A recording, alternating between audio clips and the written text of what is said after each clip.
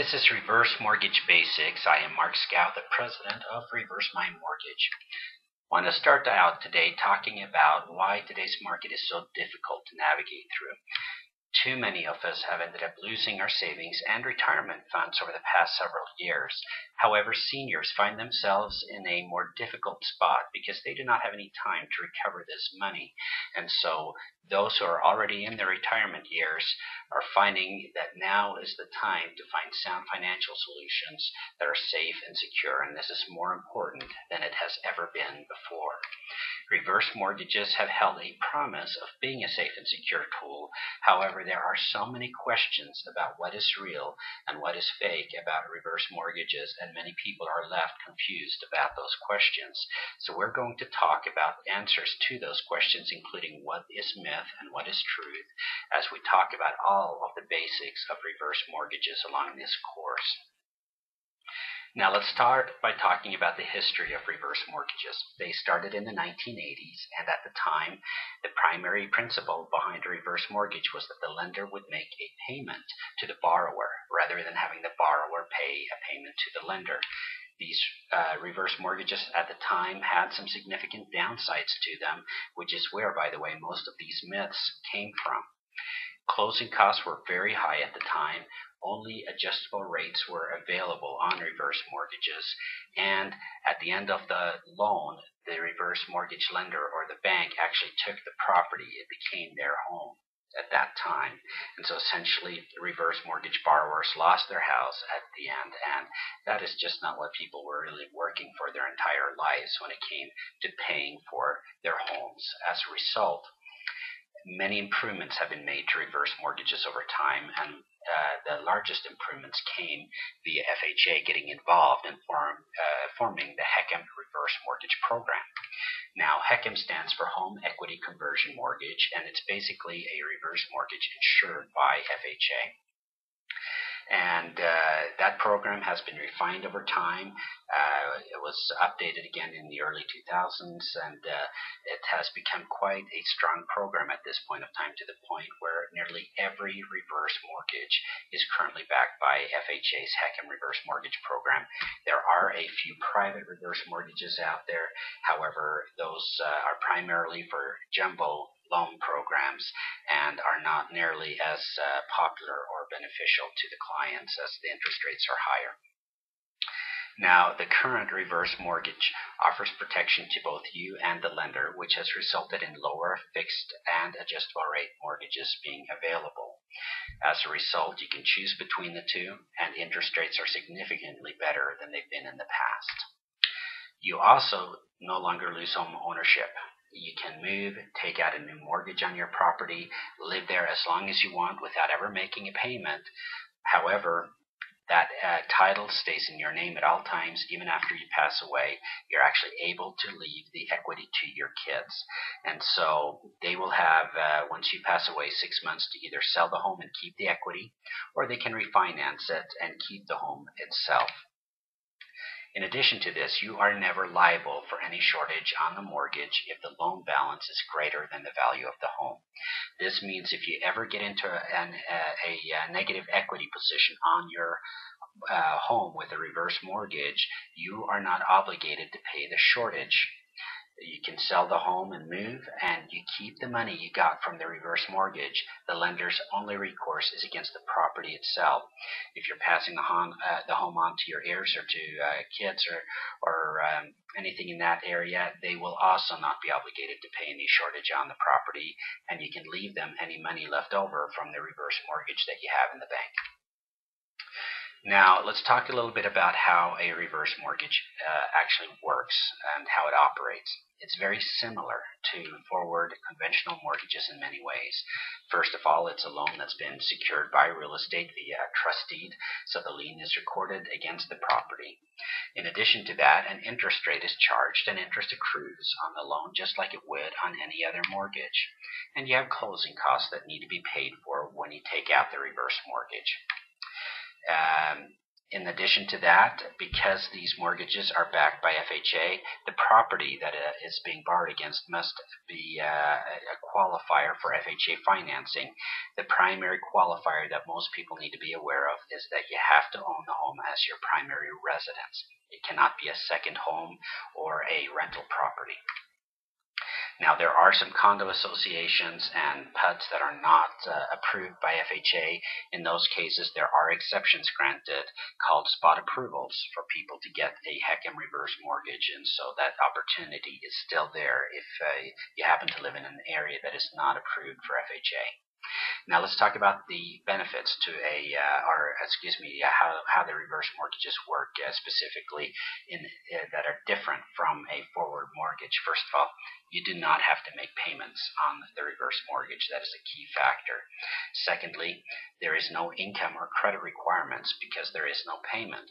This means that if you have or if you know of someone who has a home that is in default or being foreclosed on, a reverse mortgage can actually be taken out to pay for that home, wipe out the mortgage payments, and get the home out of default. So there's a big, very, very big improvement in that area and a very big benefit.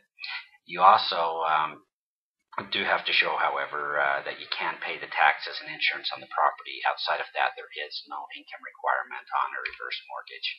You can receive your money up front, get a line of credit, or receive payments each month from the lender. That is all up to you. But receiving the payments each month from the lender, of course, is only an option on a reverse mortgage. And then finally, of course, the lender's collection resources only against the home, not against you personally or your heirs, your bank accounts, retirement accounts, or anything else. Now, in order to qualify, you do need to be at least 62 years old. The reason for this is that a reverse mortgage is based on life expectancy and value of home, and so age is obviously a key factor. That is the minimum age requirement. You have to demonstrate that you're able to pay the property taxes and the homeowner's insurance on the property, and the home has to be your primary residence. You can, by the way, take a reverse mortgage out on your primary residence to purchase a second home. You just can't take a reverse mortgage out against the second home. Some have asked if you can pay off an existing mortgage with a reverse mortgage, and the answer is yes. However, we do need to see you pay off the current mortgage with a reverse mortgage that you're taking out. Now, let's talk about the benefits to a reverse mortgage. You do get to live in your home payment-free as long as you're alive. That home can never be taken from you, and you can live there without making a payment regardless of how long that is. You receive the money tax-free because it's borrowed money. It is not earned income. And because it's borrowed money, just like any other loan, you receive the money without paying taxes on it. Income tax, that is. And you can use the money in any way you want. There are no restrictions. It's entirely up to you. You do not have to worry about Social Security or Medicare benefits. A reverse mortgage has no impact on either one of those two items. However, if you are a Medicaid recipient, you need to be careful because a reverse mortgage can have a detrimental impact to you. If you have any questions on that, please call us. You see our number below, 8554-REVERSE, or you can visit our website, reversemymortgage.com, for more information. And then finally, you regain the retirement you deserve, and you can choose to receive your money in any way you want it, including getting the money up front, getting a line of credit, or receiving monthly installments on the money. There's some drawbacks to reverse mortgages as well that you need to be aware of. First of all, there are closing costs just like any other mortgage. However, the closing costs are a bit higher than a conventional mortgage. The reason for this is that FHA charges an insurance fee for the benefits you receive, such as not having any personal recourse if there's negative equity in the property. And so as a result of this, the closing costs are typically a little bit higher on a reverse mortgage than on a forward mortgage. So you're aware there are some HECM Savers programs that actually reduces the closing costs and put them in line with regular mortgages. However, you would qualify for a smaller loan size in those cases. There will be less equity left in the home due to the reverse mortgage. You took out a loan against the home, and so of course if you sell the home, that loan has to be paid back, and then you receive the difference as the equity when the proceeds are handed out at the closing. And then you do need to keep the home to reasonable standards. Make sure there's no leaks, electrical problems, fire hazards, safety hazards, things like that.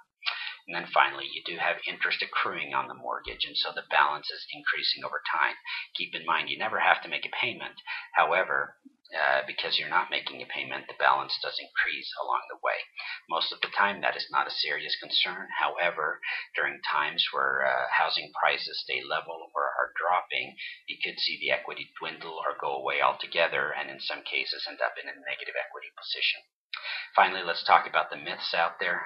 There are several myths propagated by radio personalities who are financial experts, TV personalities, even loan officers who are not familiar with reverse mortgages. And so just keep your eye out for these statements because they're simply not true. The first one being that the bank will own your property when you pass away or move. That is false. It's a thing of the past. Another one is that you won't be able to leave the home to your kids. You can leave the home to the kids and they will have 6 months to either refinance or sell the property and keep the equity, or if they don't want it, they can hand it off to the lender and that's the end of it.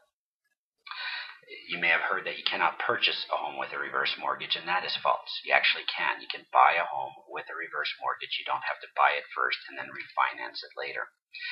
You may have heard that you can only get adjustable interest rates. That is false. You can get fixed or adjustable interest rates on a reverse mortgage. You may have heard that your kids would have to pay the lender if the reverse mortgage balance is higher than the value of the home, and that is not the case. The kids can simply hand the property over to the lender and walk away. You may have heard that you cannot do a reverse mortgage if you currently have a mortgage. Again, false. You can do a reverse mortgage and pay off the existing mortgage with the reverse mortgage. And then closing costs are extremely high. They are a little bit higher than conventional mortgages, but not extremely high anymore. The closing costs are in a reasonable area at this period of time. You may have heard that you will be forced to move from your home if you live too long. That is not true. You can live there for 40, 50 years if you live that long, and you would never make a payment on a reverse mortgage. So all of those myths are false, and we appreciate you spending time with us. If you want more information, please visit us at reversemymortgage.com. You can also call us at 855-4REVERSE. That's 855, the number 4, reverse. And we hope you enjoyed this